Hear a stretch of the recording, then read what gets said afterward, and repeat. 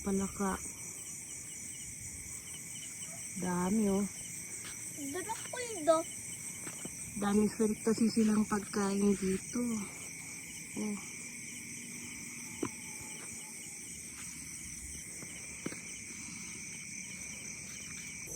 Isa, dalawa, tatlo. Ayun o, isa pa o. Apat na palaka. Ayan.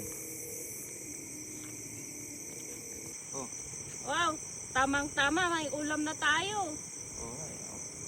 Oh. Ano yan, ma? Pa? Anak, di ba Tumalong gustong-gusto mo ng palaka, anak? Oo nga. I-adobo natin. Ma, pa, pakawalan nyo na sila. Kawawa naman. Baka may pamilya pa sila pa. Isang pamilya nga sila oh. Tignan mo oh. May tatay, may nanay, may ate, may bunso. Oh, tignan mo apat sila oh. Oh. Oh. Tama nga yung anak natin, ibalik mo dun sa bahay nila. Sige na nga. Okay, magparami kayo ha.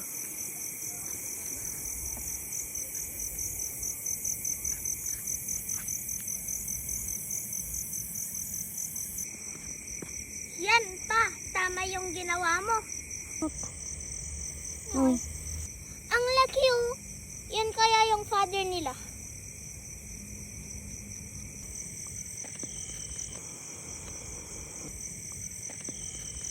Ay, oo nga. Buti na lang, binalik mo, no?